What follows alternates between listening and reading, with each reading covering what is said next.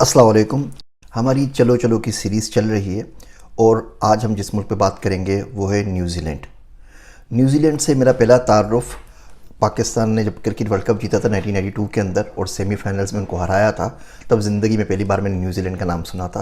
वो बड़ा ही वो खुशी का दिन था। आखिर कोई उम्र भी ज़्यादा नहीं थी, 14 साल की उम्र थी, लेकिन उसके बाद मैं न्यूजीलैंड में बड़ा इंटरेस्टेड हो गया और वर्ल्ड कप के बाद सेमीफाइनल के बाद मैंने न्यूजीलैंड के बारे में बड़ा पढ़ना शुरू किया, लाइब्रेरी से कोई किताब भी लेकर आया। तब से न्यूजीलैंड से मेरी जान पहचान है। न्यूजीलैंड में आप शहरों के नाम सुनते होंगे, क्राइस्ट चर्च का, ऑकलैंड का, नेपियर का, हैमिल्टन का, वेलिंगटन का। ये सारे न्यूजीलैंड के शहर हैं। छोटा सा बड़ा शरीफ मुल्क है, 5 मिलियन की आबादी है।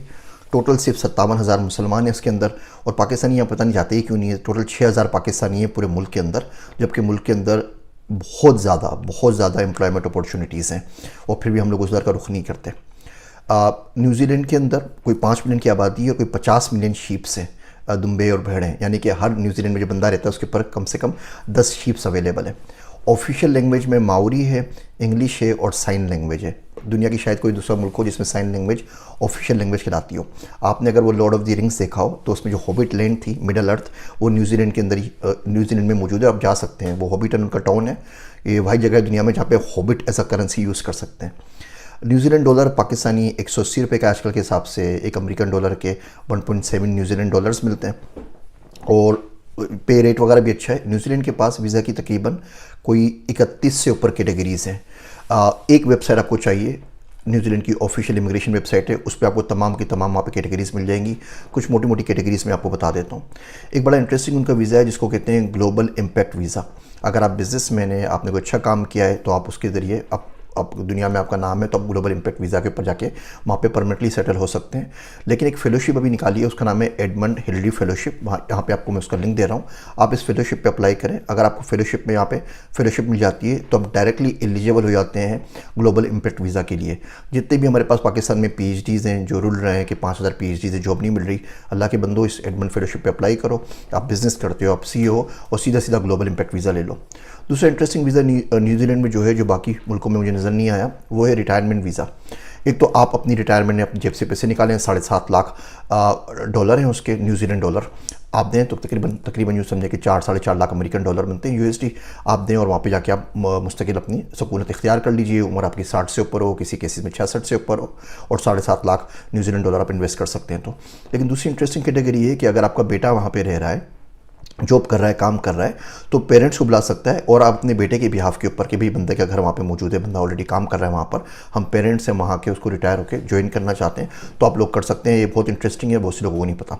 बहुत से लोगों के बच्चे पाकिस्तानी हमारे न्यूजीलैंड पढ़ने के लिए गए हुए होते हैं, तो जो पढ़ने के लिए गए हुए हैं वो अपने बच्चों को बुला सकते हैं, अपनी बीवी को बुला सकते हैं, अपने माँ बाप को बुला सकते हैं, अपने बहन भाइयों को भी बुला सकते हैं। सिर्फ उनके पास वहाँ जॉब होनी चाहिए और घर होना चाहिए। वो तमाम कैटेगरीज़ की तमाम की डिटेल्स आपको इस वेबसाइट के ऊपर मिल जाएगी जहाँ पर मैं दे रहा हूँ।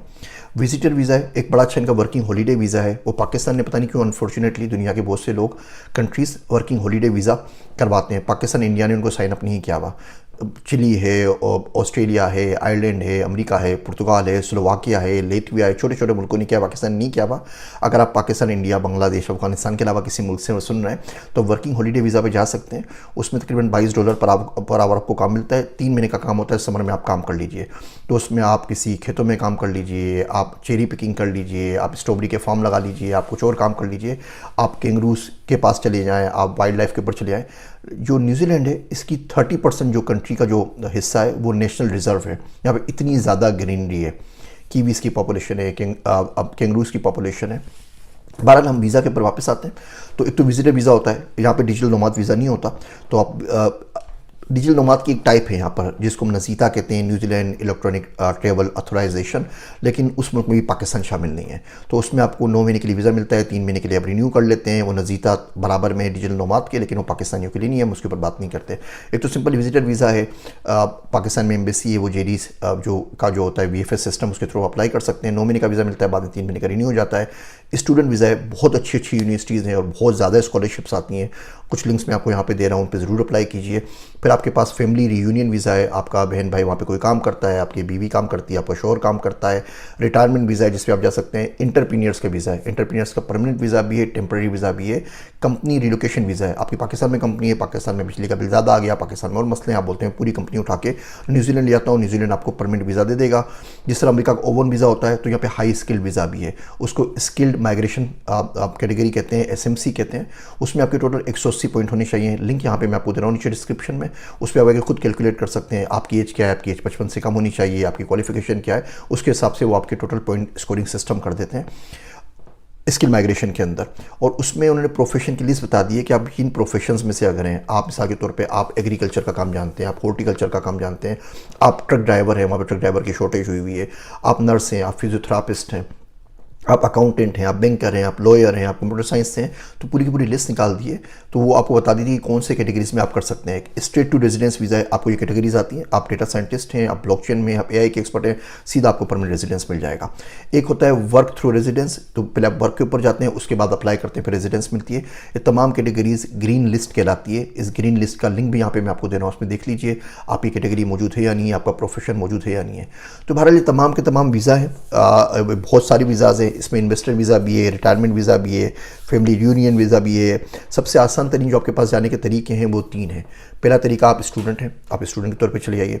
दूसरा तरीका आपके पास है कि आपका कोई ना कोई रिश्तेदार रहता है, तो पार्टनर में, बहन भाई के किसी वीज़े पे चले जाइए।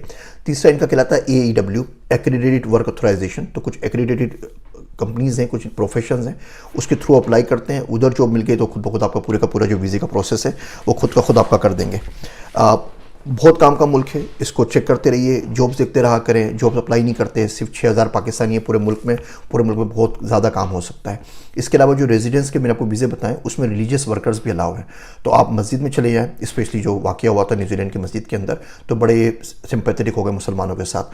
तो अगर आप मौलवी साहब हैं, आपने मदरसे से पढ़ा हुआ है, तो आप रिलीजियस वर्कर वीज़ा के ऊपर अप्लाई करके वहाँ परमिटली जा सकते हैं और मस्जिद में इमाम लग जाइए, वहाँ पे इस्लाम की प्रीच शुरू कर दीजिए, किसी भी कर दीजिए। और खाली इस्लामी क्यों, आप जिसकी भी रिलीजन के ऊपर हैं आप इन वीज़ा के ऊपर अप्लाई कर सकते हैं।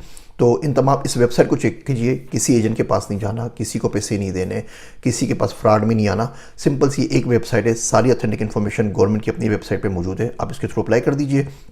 जो सीधा कैटेगरीज़ हैं, ग्रीन लिस्ट का मैंने आपको बता दिया, एडमंड फेलोशिप का मैंने बता दिया, जॉब्स कहाँ से लेंगे उसके लिंक्स मैं आपको यहाँ पे दे रहा हूँ, और तमाम लिंक्स मैं आपको डिस्क्रिप्शन में दे रहा हूँ। उम्मीद है ये छोटे छोटे रिमाइंडर्स आपको इस बात पे ज़रूर मजबूर करेंगे कि आप किसी न किसी दिन बाहर निकल जाएं, ताकि बेहतर मुस्तकबिल हो आपके लिए भी, आपके घर वालों के लिए भी और आपके मुल्क के लिए भी। मुझे कमेंट्स में ज़रूर बताइएगा अब अगला कौन सा मुल्क करना है, ताकि मैं आपकी एडवाइस को फॉलो करता रहूँ। मेरे वास्ते दुआ कीजिएगा।